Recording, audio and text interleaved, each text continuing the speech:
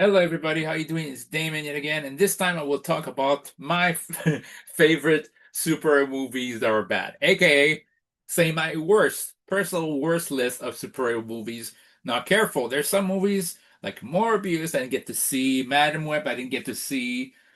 Uh, some movies are supposedly on that list I did not see. I did not see The Eternals.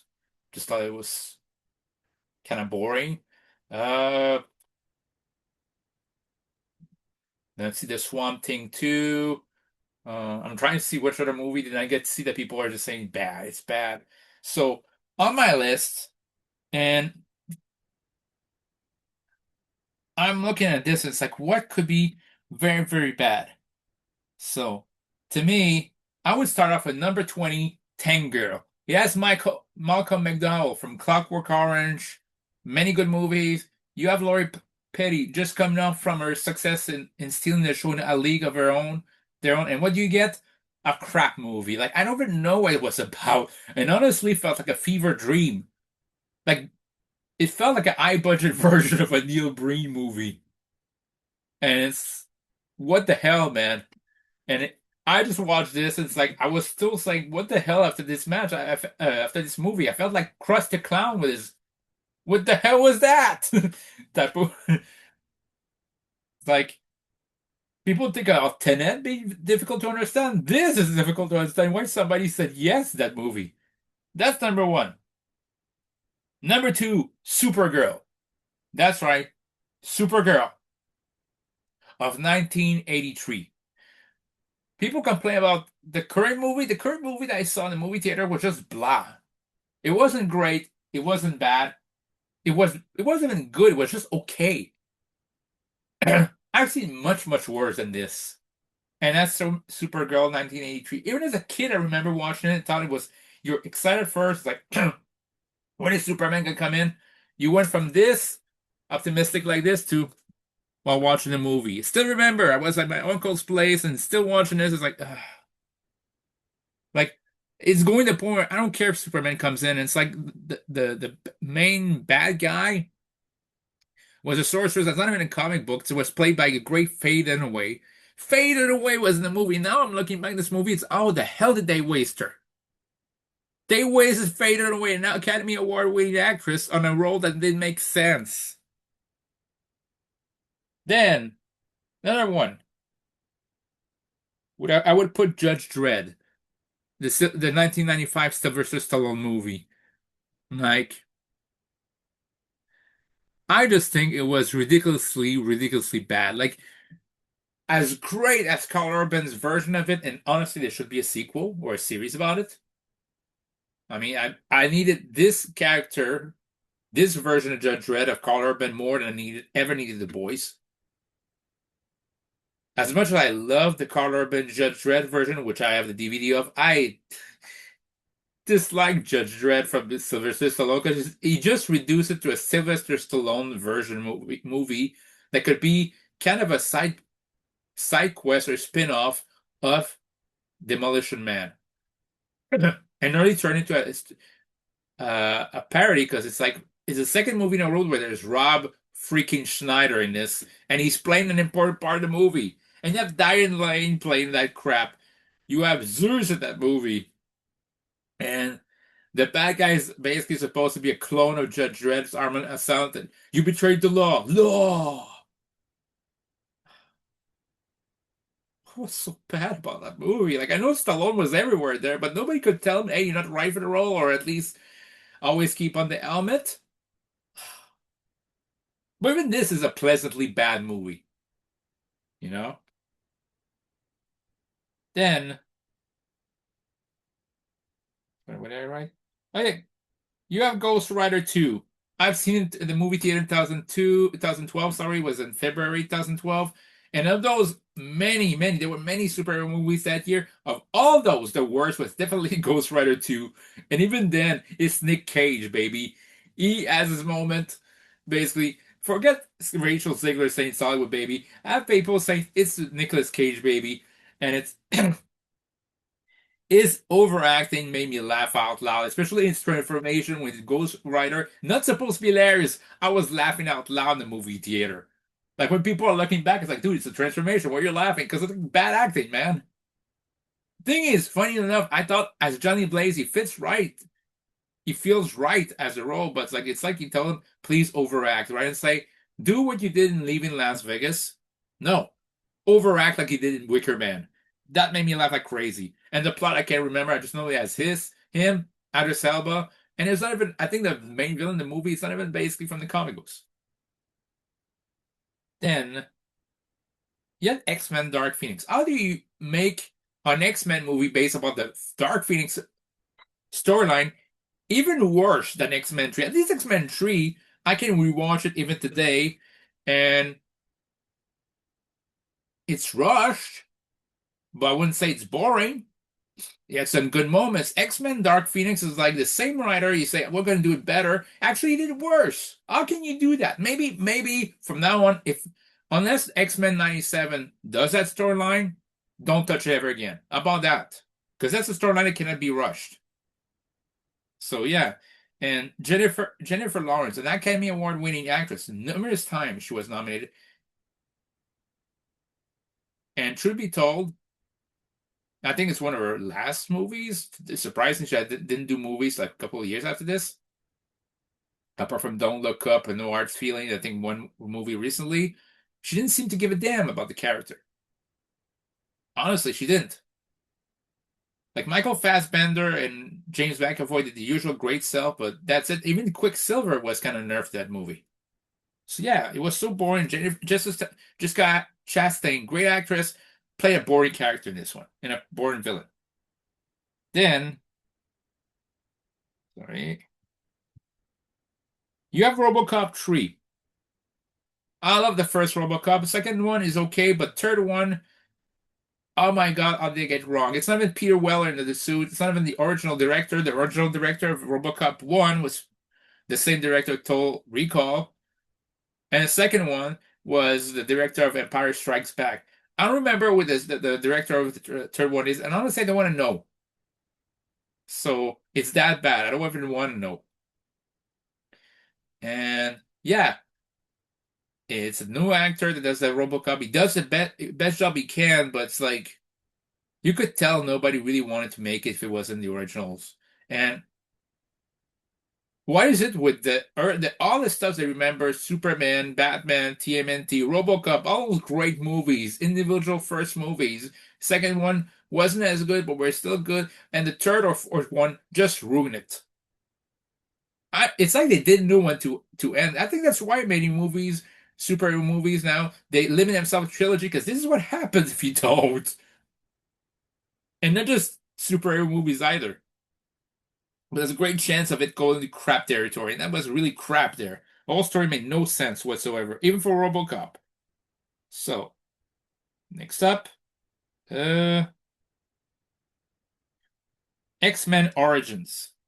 The best sequence at the beginning of the movie, they mishandled Ryan Reynolds as Deadpool. Uh, Wolverine keeping screaming Victor every time made me laugh, and we're starting to the point you nearly think about doing a drinking game with people. And I'm not gonna, and I don't drink anyway, but it's like still hilarious. What else? Uh, Sorry, let's say. mm, Oh, the Justice League. The Justice League from Josh Whedon. Another reason I don't like Josh Whedon. He only does one style, just like James Gunn. I think James Gunn is the new. I think that's the reason why I kind of have something with James Gunn rare because it feels like James Gunn seems to be the new age version of Josh Whedon. Same kind of same kind of base kind of humor. It's just that James Gunn refused to let the movie score speak for itself. You gotta add no, you gotta add soundtrack from the 80s, 90s to reboot it. Or early 2000s. Like, I don't care about your actual playlist or the fact that you have a dog. How about make a damn good movie like he did with Guardian Galaxies and Suicide Squad, and I'll be okay with that. How about that? Or if you can't, why don't you do a sequel to Brightburn? How about that? And yeah, and Josh Whedon in this case felt like he didn't understand why basically DC's alternative. He tries to write it like he would write the Avengers, and it doesn't work. So need to say more on the fact that they basically butchered what Zack Snyder do. Hey, I'm not a Zack Snyder bro. There's a lot of things I don't like about Zack Snyder. He's hit or miss. But guess what? He nailed it with his Justice League interpretation. And he let the score of Hans Zimmer speak for itself. Not try to get nostalgia back by having Danny Elfman just play for 15 seconds the whole team of Batman, which kind of seemed honestly like a pathetic cash grab. And I love Danny Elfman, but if you're gonna bring in Danny Elfman, bring him in for a Tim Burton, Michael Keaton movie. So yeah, what else? You have The Crow Salvation. First one is excellent. The Crow, the first one is in my top 25 best super movies of all time. Second, I wouldn't say it's super bad. I'd say the third one is worse. Edgar Furlong was a crow and it didn't fit them. He might be a good actor, but it didn't fit the role. And honestly, like just a crap movie that I don't even want to talk to you about. Elektra. Elektra, like you took Elektra, was very sympathetic in Daredevil, as flawed as the movie is, and you make her borderline unsympathetic to the point where I don't even care if her character lives or die. Like there's asocial and there's part of people who are antisocial to the point it's like I don't even care anymore. And yeah, like Jennifer Garner, I don't know who gave her her acting lesson for that second one, but yeah, the bad guys sucked, were unmemorable. What else can I say about it? Oh, let's not forget about Howard the Duck in the 80s. You have Jeffrey Jones, you have Leah Thompson, you have Tim Robbins, and you have a mechanical, or it's a rubber costume wearing person as a duck, and it sucks. Like Chris Tuckman would say, and it sucks. And I'm not gonna yell, but it sucks. Now, what other movie did I write down here? Uh, oh yeah, Amazing Spider-Man 2. I went to see it move funny things. In 2014 I went to see the movie at theater and for a while the projection stopped and I don't know for what reason again, but we couldn't come back to the movie theater afterwards, so they gave everybody like basically a free ticket for another movie afterwards. I went to see it back with a free ticket, and truth be told, I watched the movie twice and I never wanted to see it ever again. Here's a movie that starts damn well, and after 20 minutes marks, it's like it's already out of breath. Introduced too many characters. Like we spent too many times with Harry Osborn. It's like, man, is it a movie about Spider-Man or is it a political drama after a while? And then at the end, it jumbles too many. Like Electro, Jamie Foxx, Academy Award winning actor, plays Electro in that movie. None No Way Home ways. He plays it perfectly. But in Amazing Spider-Man 2, he plays Spider-Man as if he was in the movie Batman Forever. It felt like a Batman Forever vibe. That type of movie. Felt like Batman Forever. Felt like is Joel Schumacher still writing for comic book movies? And then you have Dane McCann as Harry Osborn, which I felt was a wrong casting choice. Like honestly, I think there's just the two main actors that saved the movie: Andrew Garfield and Emma Stone as Peter Parker and Gwen Stacy, respectively. Everything else sucks. Too many stuff at once. I don't know how long the movie is, but it felt damn long. Then you try to tease a Sinister Six movie. It's like it felt like Iron Man 2 in Sony version, which makes it worse. Uh, what else? In this, what did I write here? Oh yeah, you have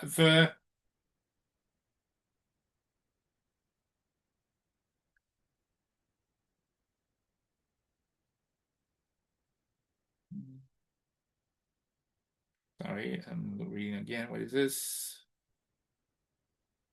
Oh, never mind. Okay. How about another crappy movie, Thor 4 Love and Thunder? It's a movie that didn't age well after the first time. It's like, oh, it's supposed to be funny. Look at the goats. The goats. Oh, yeah, that memes that was funny, like, what, in 2011? Like, it felt like it was written by a guy who never grew up. and doesn't know what the concept of growth and evolution is. Like some things that were funny back then is not so funny now and makes you actually roll your eyes. And it feels like Taiki Waititi basically encapsulated Taiki Waititi in one nutshell. That's what he does. Remember that thing that made me laugh 16 years ago? Yeah, let's make a movie, and we kept inserting that joke every single time. It was funny for once.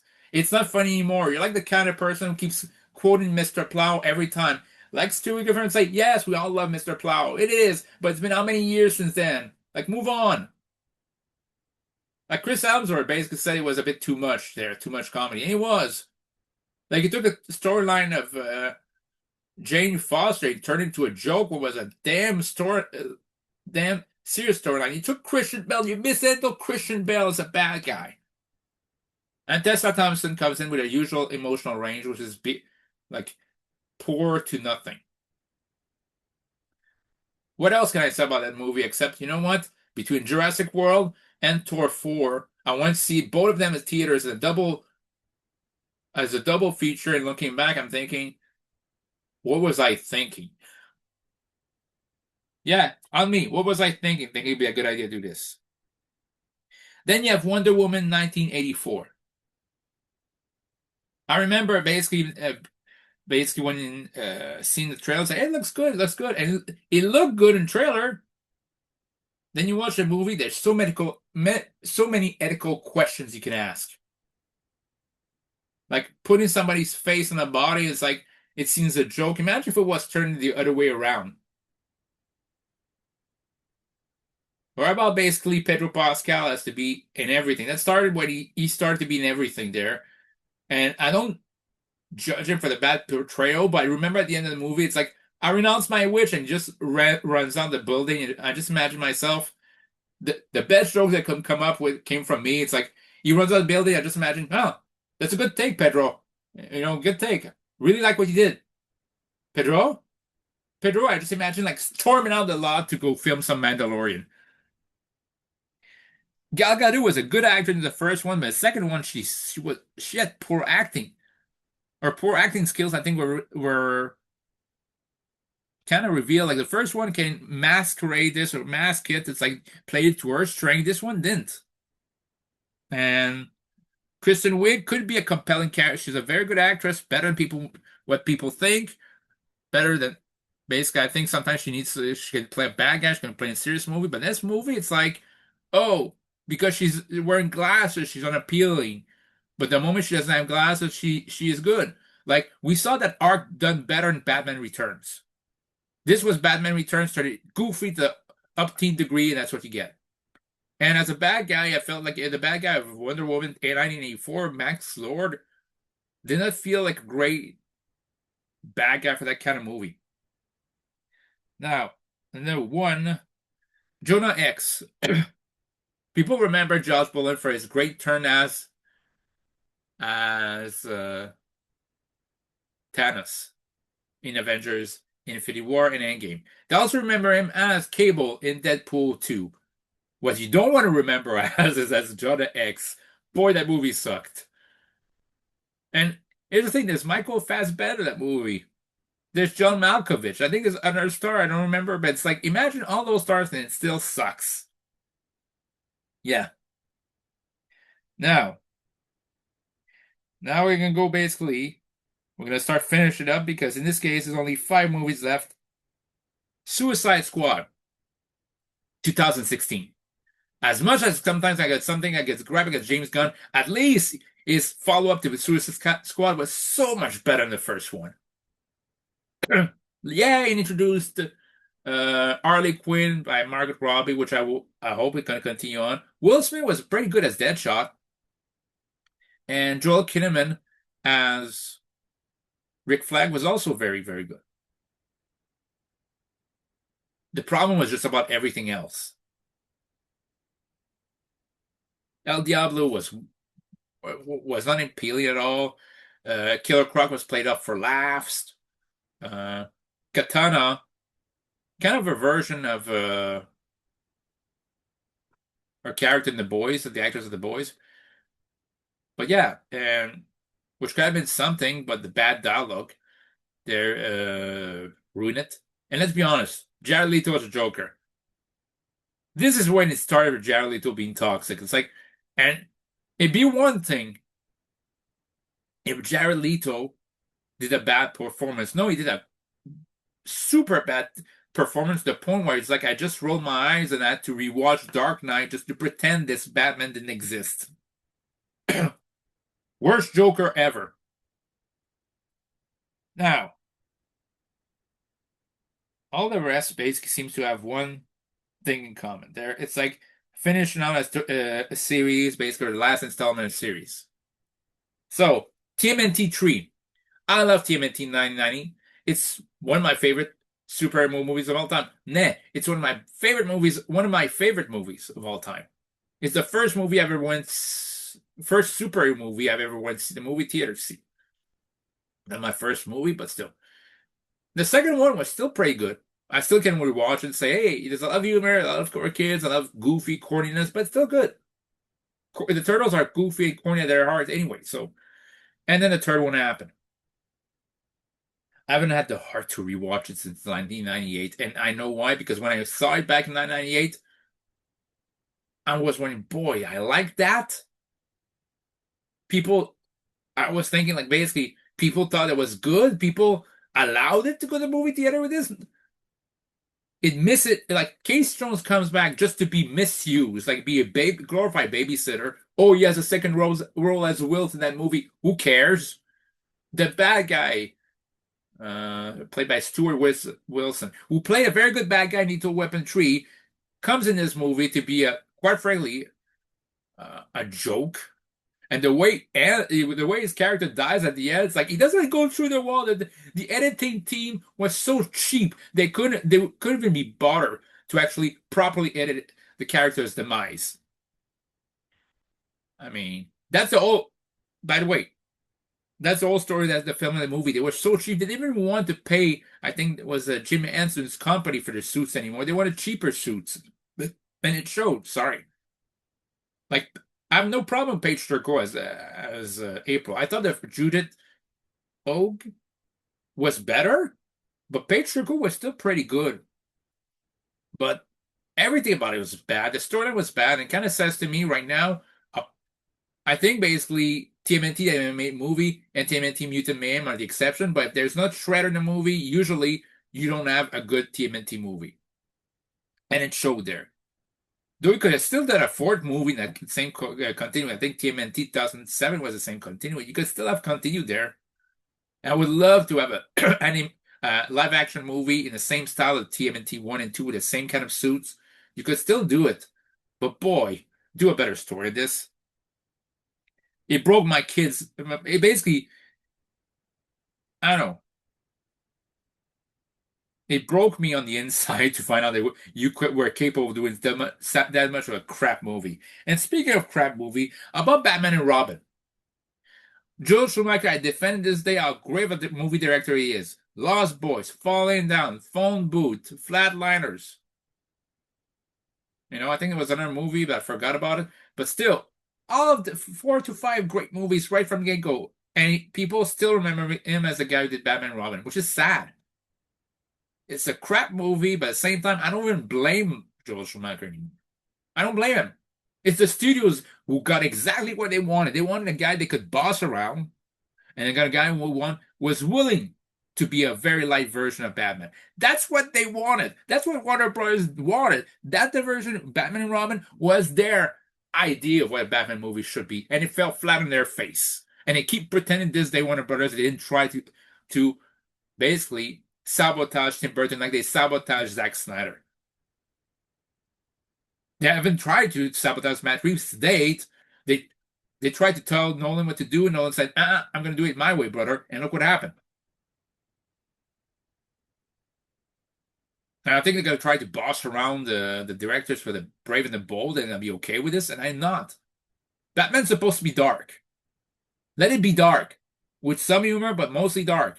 And have its own score, like where it's Danny Elfman, Hans Zimmer, Junkie XL, or Michael Giacchino. I don't want actual songs.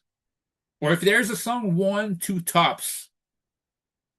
a specific important moment in the movie. Let the score speak for itself. Batman and Robin there. All I remember is Arnold's ice puns. Uma Thurman in the worst acting of her life. George Clooney just debuting. I'm not blaming him for Batman. He just took the paycheck. He wasn't from dusk till dawn. It's like, you don't want to be deemed a difficult actor not having roles, so I get it. Chris O'Donnell was, I felt was kind of badass, or near being badass in Batman Forever. He wasn't here. Not at all. Alicia Silverstone was unneeded. Michael Gough was the guy who I felt like was still trying to have a great performance, and he did with a scene with him and George Clooney, where he talks about Batman being an attempt to control death, but no one can. That scene felt like, man, who wrote that scene? Because it felt like that writer just wrote that scene, and that's it. He pieced out. Because that was a good scene. But that rest of the movie was crap. Speaking of crap, Superman 4, again, same reason TMNT 3. Let's cheapen everything out. How many frames did they reuse and reuse? They created the Nuclear Man for some reason. Nuclear Man teases that he's going to be feuding later on with Lex Luthor, turn against him. No, we don't turn against me. Never brought up again. Superman and Clark Kent go on a double date with Lois Lane and Mariel Hemingway. Gene Hackman doesn't give a damn about the movie, and why should he? And you have John Cryer playing the nephew of Lex Luthor, and oh no, and basically how he acts is like he takes it so cartoonishly, in a cartoonish way. Shots has been reused, shots are being reused, frames are being reused. The boy is literally hilarious. Even as a kid, I thought that movie was crap. And I'll still defend Superman 3 to this day. Superman 3, I never realized in the trailers, which basically, trailers basically talk about Richard Pryor. It's Richard Pryor. Richard Pryor loves Superman. Richard, like, yeah, but it's a Superman movie. It's supposed to be a character in the movie. Gus Gorman is just as important as Superman in Superman 3. It's a Richard Pryor movie with Superman. And I'll still defend it because there's a Superman versus evil Superman scene, but it's still hilarious. But I will not defend Superman 4. It doesn't have that luxury. It's a crap movie with a crap scenario, and I hate the fact that it's the last ever Christopher Reeve movie. I've tried to pretend it never happened. And last but not least, Catwoman. Halle Berry won the Best Actress Academy Award for Best Actress for Monsters Ball. Was an X-Men and X-Men 2 before doing Catwoman. So she had no excuse to say, I'm not prepared for a superhero movie. She did two. One pretty good and one damn good. X-Men 2 is still ranging one of my favorite movies, superhero movies ever, and then she does Catwoman. Supposedly it was supposed to be Michelle Pfeiffer spin-off at the beginning, but it's like even a Michelle Pfeiffer spin-off, even that I would have doubts, honestly, knowing what they were going to do. But this is pure crap. It's like I say, you know what? We're not going to put Michelle Pfeiffer solely her performance of Catwoman. We're going to just create another one. And it's just about cosmetic, with Sharon Stone as a bad guy. And by the end of the movie, Sharon Stone's bad guy is being basically discarded like an Hollywood dummy. Like it's kind of a dummy, but basically when she falls, it's just so hilarious. All the bad CGI, the bad voodoo explanation there. I just thought this whole movie, all the mumbo jumbo, that movie was so bad. So bad, but in some ways so hilarious. Like if you watch Batman and Robin and Catwoman, that could inspire you to say, you know what? I'm gonna be able to write a good Batman or a good Catwoman story, but can damn well write better than that crap. That tripe was so hilariously wrong. So those are my top 20 worst superhero movie of all time. So when people talk about Superman, some other movies, it's, oh, that was bad. I'm saying, it's not as bad as it could be. So with that said, let me know what you think. Comments down below. Catch you guys later. Peace.